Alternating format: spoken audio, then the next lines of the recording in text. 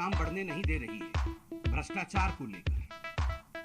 उनका कहना है कि ये जो रेड हो रहे हैं, ये जो ईडी अपना काम कर रही है, भारत के भिन्न भिन्न एजेंसीज अपना काम कर रही है और नोट की गड्डियां मिल रही हैं और भ्रष्टाचार के ऊपर जिन लोगों को घेरा गया है ये गलत तरीके से घेरा गया है।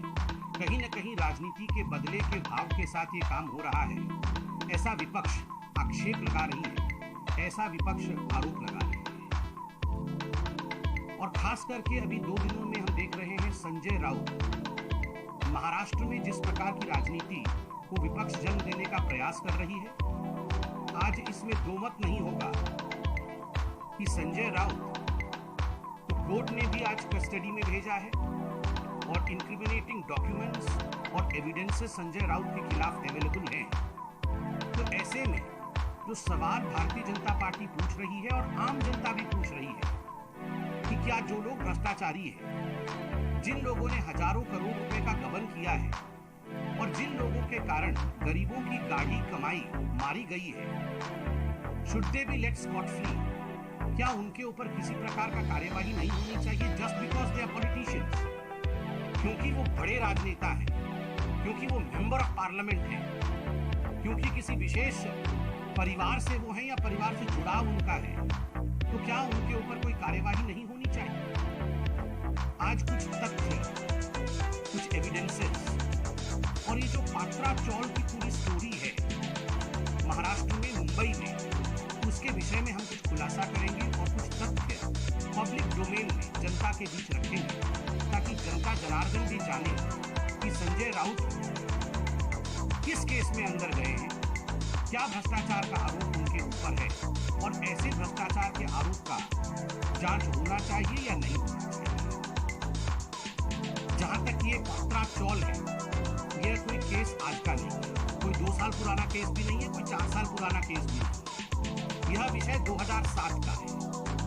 2007 14-15 वर्ष पूर्व का यह विषय है। 2007 में मुंबई में गोरेगांव में एक स्थान है जिसको सिद्धार्थ नगर भी कहते हैं। उस सिद्धार्थ नगर में पात्रा चौल है। 47 एकर्स की ये जमीन है।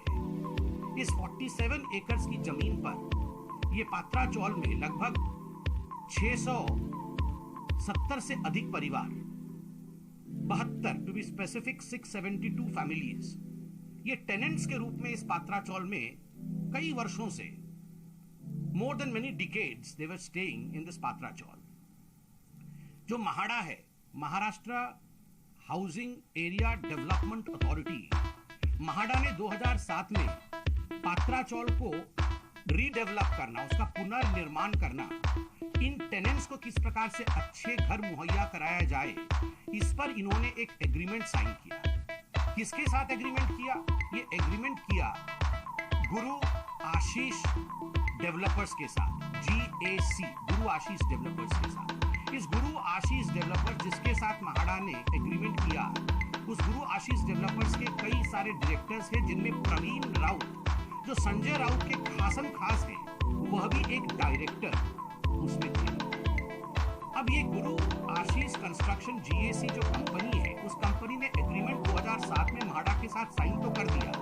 उस एग्रीमेंट में लिखा था कि ये जो 672 परिवार है, टेनेंट्स है पात्रा चौल में, आप इनके लिए घर बनाएंगे, इनको आप पुनर्निर्वासित करेंगे, इनको फ्लैट्स देंगे और उसके पश्चात 3000 फ्लैट जो है वो महाड़ा के लिए इस 47 एकड़ जमीन पे बनाएंगे और उसके बाद कुछ जमीन जो है वो आपको डेवलप करने के लिए अनुमति दी जाए। हुआ इसमें यह कि ये पात्रा चौल वाले एग्रीमेंट के पश्चात जो गुरु आशीष कंस्ट्रक्शन है, एलिगेशंस उनके ऊपर है और दस्तावेज भी निकल कर आए कि इन्होंने एग्रीमेंट को फॉलो नहीं किया और ये जो 672 परिवार को स्थापित करना था, उनके लिए फ्लैट्स बना के देने थे, ये काम नहीं। उन्होंने 9 डेवलपर्स या बिल्डर्स को बुला करके, जो प्राइवेट बिल्डर्स थे, उन्होंने 47 एकड़ जमीन बेच दिया। एग्रीमेंट किया गरीबों के लिए, जमीन बेचा अरबपतियों को, बिल्डर्स को ये जमीन बेच दी। कितने में बेची गई? यह जमीन 901 करोड़ में बेचा गया, स्पेसिफिक 901.79 करोड़ में ये जमीन 9 बिल्डर्स केवल इतना ही नहीं, इसके साथ साथ इन्होंने जीएसी गुरु आशीष कंस्ट्रक्शन, जिसमें प्रवीण राउत एक डायरेक्टर थे, इन्होंने अपना एक प्रोजेक्ट भी वहां आरंभ किया और उस प्रोजेक्ट का नाम था मिडोज। और उस प्रोजेक्ट में उन्होंने बुकिंग अमाउंट 138 करोड़ का लिया।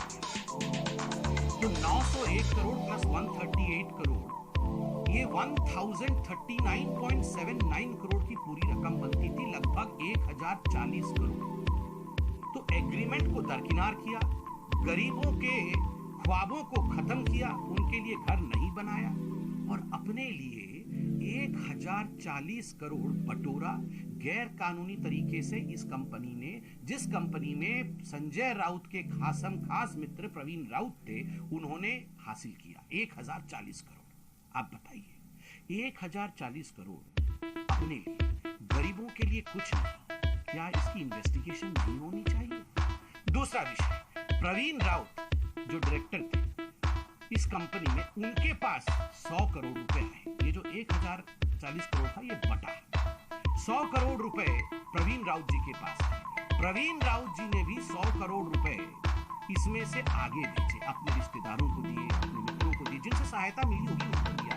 उसमें से जो एलिगेशन है, जो आप देख सकते हैं, मीडिया भी दिखा रही है, इसमें से एक बड़ा रकम संजय राउत जी के अकाउंट में भी गया है। यह भी खुलासा मीडिया ने किया है, यह भी एलिगेशन है, यह भी मामला कोर्ट में गया। और तो और ये जो प्रवीण राउत है, जो संजय राउत के खास हैं और जिन्होंने गबन किया, उनकी पत्नी माधुरी राउत, ये संजय राउत की धर्मपत्नी श्रीमती वर्षा राउत की खास मित्र है। और माधुरी राउत जी ने वर्षा राउत जी को, अर्थात संजय राउत की पत्नी को 83 करोड़, यह उनके 83 लाख, माफ करिएगा 83 लाख रुपए उनके अकाउंट में ट्रांसफर किए। एक अनसिक्योर्ड लोन था, 83 lakh to the wife of Sanjay Raut, Shrimati Varsha Raut ji, as an unsecured loan by wife of Pravin Raut Madhuri. अब ये अनसिक्योर्ड लोन जो 83 लाख का मिला, उसमें से संजय राउत के परिवार ने दादर में एक फ्लैट खरीदा। बाद में जब पूरे विषय में ईडी ने जांच शुरू कर दिया, तो चुपके से, क्योंकि उन्हें पता था कि ये सुई का नोक जो है हमारे ऊपर आने वाला है, तो 55 लाख वापस करने की कोशिश संजय राउत जी की धर्मपत्नी वर्षा राउत जी ने किया कि मैं वापस कर रही हूँ माधुरी जी को, मेरा कुछ लेना देना है नहीं। मगर ईडी तब तक जब करनी हो चुकी थी तो पूरा विषय सामने, सारा विषय सामने कैसे आया? ये आज का केस नहीं है। 2018 में जब महाड़ा ने, जब Maharashtra housing area development corporation ने देखा कि ऐसा खत्म हो गया, 1000 से अधिक करोड़ रुपए गरीबों के लिए घर भी नहीं बना और ये जीएससी कंपनी ने इसे बेच भी दिया, उन्होंने एक PMLA, prevention of money laundering act के अंतर्गत उन्होंने एक केस दर्ज किया, एक एफआईआर किया, जिसमें प्रवीण राउत और वाधवान ब्रदर्स, आपको पता होगा ना वाधवान ब्रदर्स, जिनको कोविड के समय सहूलियत दिया था इनकी सरकार ने, जो विकास आघाड़ी सरकार की, वसूली आघाड़ी सरकार थी, इन्होंने स्पेशल उनको पैकेज दिया था कि आप घूमने फिरने जाओ। ये वाधवान ब्रदर्स, जो ये जीएससी की जो मेन कंपनी है, जिसकी सब्सिडियरी जीएससी है, ये भी डायरेक्टर है। तो इनको और प्रवीण राउत के खिलाफ एफआईआर हुआ था कब? 2018 में।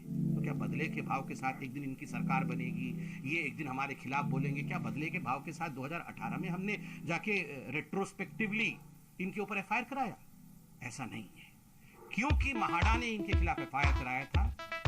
और आपको याद होगा एक पीएमसी कोऑपरेटिव बैंक घोटाला हुआ था, जिसमें यह बैंक बैठ गई थी और हजारों खाता धारक, कई लोगों ने सुसाइड भी किया पीएमसी बैंक घोटाले में। 6700 करोड़ रुपए का गबन, जिसमें से बहुत बड़ा अमाउंट जो है वो साइफन ऑफ हुआ था। उस मामले में वाधवान ब्रदर्स इन्वॉल्व थे। उनके घर में जब रेड हुआ तो उनके घर से इंक्रिमिनेटिंग डॉक्यूमेंट्स मिले थे एजेंसीज को, ये जो पूरा हाउसिंग पात्रा चौल के विषय में, उसमें प्रवीण राउत का नाम आना, उसमें ये सारे ट्रांजैक्शन। और केवल इतना ही नहीं है, ये जो प्रोसीड ऑफ क्राइम है, ये जो 1040 करोड़ बटा है, वो कहाँ गया है? तो एजेंसी बताएगी। हम तो पॉलिटिकल पार्टी है, हम तो अखबारों से, मीडिया से जो खबर लेते हैं, मीडिया में यह भी खबर आई है कि 8 प्लॉट संजय राउत जी की धर्मपत्नी श्रीमती वर्षा राउत जी ने, एक और संजय राउत जी के मित्र हैं सुजीत पटकर, के साथ मिलकर 8 प्लॉट खरीदे और उसमें भी करोड़ों करोड़ रुपए रजिस्ट्री अमाउंट के इतर दिया गया है। तो आप सोचिए, इतने सारे प्लॉट, फ्लैट, करोड़ों रुपए का गबन। आप बताइए, आप जनता जनार्दन, क्या इसमें कोई जांच ही नहीं हुई? 2018 में जो केस महाड़ा ने किया था, क्या ये बंद कर देना चाहिए क्योंकि संजय राउत बहुत बड़े नेता है? मुझे आश्चर्य होता है। आजकल टीवी है, आजकल सोशल मीडिया है, कुछ छुपता नहीं। नोटों की गड्डियां निकल रही, गड्डियां देखकर आप चकाचौंध हो जाता है कि ये है क्या। ऐसे पहाड़ निकल रहे हैं नोटों के, हर जगह पार्क बैठे हैं। बंगाल में दीदी का पार्क, यहाँ उद्धव का पार्क, सत्येंद्र जैन, अरविंद केजरीवाल का पार्क। ये नोटों की गड्डियां निकलेंगी, इंक्रिमिनेटिंग डॉक्यूमेंट निकलेगा और ईडी कुछ नहीं करे, वो चुपचाप घर में बैठे क्योंकि ये पॉलिटिशियन है एंड पॉलिटिशियंस आर एंटाइटल्ड। इनके खिलाफ कोई कार्रवाई नहीं होनी चाहिए क्योंकि ये मेंबर ऑफ पार्लियामेंट है, क्योंकि ये माननीय है। बड़ा आश्चर्य का विषय। और देखिए, ये लोग जो आज सवाल पूछ रहे हैं, इनसे पूछिए जरा, ये नवाब मलिक के समय तो बहुत उछल रहे थे कि नवाब मलिक के ऊपर बड़ा कार्रवाई हो गया, बदले की भाव के साथ हो गया, वहां धर्म का एंगल भी ला रहे थे, न जाने क्या क्या कर रहे थे। अभी नवाब मलिक जेल में है ना, कोर्ट ने क्यों नहीं छोड़ दिया? अगर हम बदले के भाव के साथ काम कर रहे थे, एजेंसीज बदले के भाव के साथ काम कर रही थी, तो कोर्ट ने नवाब मलिक को क्यों नहीं छोड़ा? इसलिए नहीं छोड़ा because there were evidences against him, because he was embroiled neck deep in corruption. That is the reason as to why the law has taken its course. कानून ने अपना काम किया है, कैसे छोड़ देगी? और ये सारे लोग सड़क पे तो इतनी बड़े बड़े डायलॉग बोलते हैं, हमें गर्व है कि इन्होंने भ्रष्टाचार किया। ऐसा ही कुछ बोला था ना कल कि हमें गर्व है इनके ऊपर, संजय राउत के ऊपर गर्व है शिवसेना को, ये इन्होंने बहुत अच्छा काम किया है। अरे आपको तो गर्व है, कोर्ट को तो गर्व नहीं है। अगर कोर्ट को गर्व होता तो कोर्ट इनको रिमांड में देती, कोर्ट इनको कस्टडी में भेजती। कोर्ट इनको कस्टडी में भेजी है क्योंकि कोर्ट कन्विंस्ड है इनमें से किसी व्यक्ति को तो कोर्ट छोड़ नहीं रही है कि आपने भ्रष्टाचार नहीं किया है। देखिए, जाकी रही भावना जैसी, प्रभु मूरत दिखी तिल कैसी। ये वो लोग हैं, हनुमान चालीसा बोलने पर तो राष्ट्रद्रोह लगा रहे थे आप, उड़ा देंगे, धक्का मार के गिरा देंगे, देख लेंगे, इस प्रकार के तो डायलॉग आप बोल रहे थे। घमंड की भाषा का प्रयोग तो आप कर रहे थे, बदले के भाव का तो प्रयोग आप कर रहे थे। हम ऐसा नहीं करते। हम कानून, संविधान और देश की नीतियों में विश्वास रखते हैं। We never, Bharatiya Janata party और द गवर्नमेंट रन में Bharatiya Janata party never overrides. कभी भी कॉन्स्टिट्यूशन के ऊपर जाके, संविधान के ऊपर जाके कोई कार्यवाही भारतीय जनता पार्टी नहीं करती। एजेंसीज के किसी भी काम पर अड़चन, रुकावट, इंटरफेरेंस नहीं करती, मगर हाँ, जीरो टॉलरेंस फॉर करप्शन। ये बात हर कोई याद रखे कि करप्शन के लिए तिल मात्र का स्थान इस नए भारत में जनता जनार्दन है। जिन्होंने जनता के पैसे के साथ खिलवाड़ किया है, उनको कभी छोड़ा नहीं जाएगा।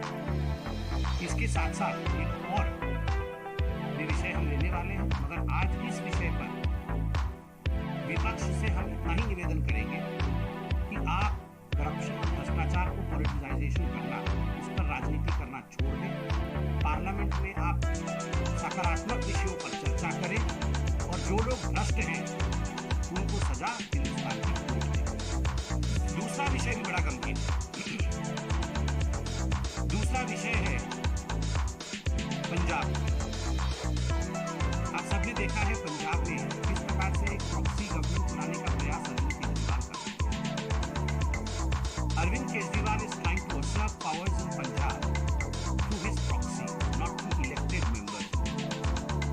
पंजाब में सरकार आम आदमी पार्टी से चयनित, चिन्हित, जानकार, मतलब जिनको जनता ने वोट दिया वैसे मुख्यमंत्री है, तो स्वाभाविक रूप से मुख्यमंत्री को ही मुख्यमंत्री रहना चाहिए। आपने एक एडवाइजरी कमेटी उसका चेयरमैन राघव चड्ढा को बनाया। इस पूरे विषय में किसी ने याचिका पंजाब हरियाणा हाईकोर्ट में डाला और कल जिस प्रकार की तल्ख टिप्पणी हाईकोर्ट ने और हाईकोर्ट के खास करके चीफ जस्टिस ने पंजाब सरकार पे किया है, उनसे उत्तर मांगा है, ये अपने आप में बहुत कुछ कहता है।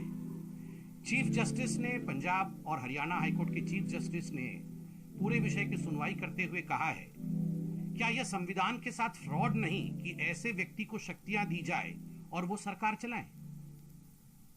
एक अनकॉन्स्टिट्यूशनल तरीके से एक ऐसे व्यक्ति को सरकार का बागडोर दे दिया जाए जो उसके लिए एंटाइटल्ड नहीं है और वो सरकार चलाए, क्या यह फ्रॉड नहीं है? ये चीफ जस्टिस ने पूछा है पंजाब की सरकार से और उनसे कहा है तुरंत इसका जवाब दे। दूसरा विषय जो कहा है कि इसकी क्या जरूरत थी, इस प्रकार के अपॉइंटमेंट के लिए क्या आवश्यकता थी, और सरकार की शक्तियां यदि एक व्यक्ति को दी जाएं तो फिर इलेक्शन की क्या आवश्यकता थी? अगर एक ही व्यक्ति को आप वहां पे सर्वे सभा करके बैठाने वाले हैं, आप चीफ मिनिस्टर को भी दरकिनार करने वाले हैं, सरकार को भी वहां दरकिनार करने वाले हैं, तो इलेक्शंस कराने की क्या आवश्यकता थी? ये तल्ख टिप्पणी जो चीफ जस्टिस महोदय ने किया है पंजाब और हरियाणा हाईकोर्ट में, ये अपने आप में अरविंद केजरीवाल जी को कहीं ना कहीं इंक्रिमिनेट करता है और उनसे प्रश्न पूछता है। आज पंजाब सरकार ने भी कोर्ट में कहा कि ये अभी तक ऑफिशियली अनाउंस्ड नहीं है। आज हमने मीडिया में देखा कि ये जवाब दिया कि राघव चड्ढा एडवाइजरी कमेटी के चेयरमैन ही अभी तक ऑफिशियली अनाउंस्ड नहीं है। देखिए, कहीं ना कहीं सेंस ऑफ गिल्ट, और जो हकीकत है ये जानते हैं वो दिल के अंदर, इसी कारण से इस प्रकार का जवाब दे रहे हैं। अरविंद केजरीवाल जी से सवाल है, you can not be chief minister of 2 states together. ये जो आपकी ख्वाहिश है कि आप यहाँ पर दिल्ली में रहें और दूसरे स्टेट को भी आप ही गवर्न करें, आप ही चलाएं और वहां के भी आप से सीएम बने, ये हिंदुस्तान के कॉन्स्टिट्यूशनल अरेंजमेंट ऑफ थिंग्स में पॉसिबल नहीं है। ये हिंदुस्तान का संवैधानिक तरीका है, उसमें ये संभव नहीं है। इसलिए अरविंद केजरीवाल जी, जवाबदेही जनता को होनी चाहिए आपकी, और हम आशा करते हैं इस पर जो उत्तर आप देंगे वो आप सार्वजनिक भी करेंगे, और हम सब उस उत्तर के लिए अपेक्षा कर रहे हैं। Thank you so much. Any question?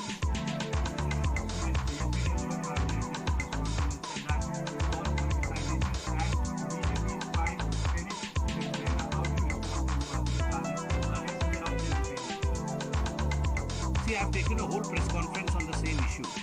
But as far as Patra Chaul, as far as allegations against Sanjay Raut, as far as incrimination of Sanjay Raut is concerned, these are based on evidences and facts. These are not rhetorics. These are issues which have gone to the court. The court has given custody of Sanjay Raut to the agency. And in fact, it's a case not of today. It's a case which dates back to 2007, in which a fraud was committed by a company which had a director who was closely linked to Sanjay Raut. And of course, there was a FIR filed way back in 2018. Money transactions have taken place. Wife of Sanjay Raut, Varsha Raut, in fact, into her account got some money. There are plots in the name of wife of Sanjay Raut. Money has been transferred to the, alleged money has been transferred to the account of Sanjay Raut from one Praveen Raut, who is said to be close aide of Sanjay Raut. All these are in public domain. These are investigations which are of paramount importance, because should we allow corruption to go scot-free is a question which every Indian should be asking to Mr. Uddhav Thackeray and to Mr. Sanjay Raut, that who is politicizing the issue? You are politicizing the issue, because rather than the rhetorics, what was essential, what was needed from you was, we will cooperate. We will cooperate with the ED, we will answer the ED. But we saw that Sanjay Raut never cooperated with the ED, rather he was boastful when the ED called him. He was boasting that मेरे पास time नहीं है, time होगा तो मैं जाऊंगा. This kind of entitlement, this kind of feeling of kind of kingship, that I am the Lord, I am the king. This is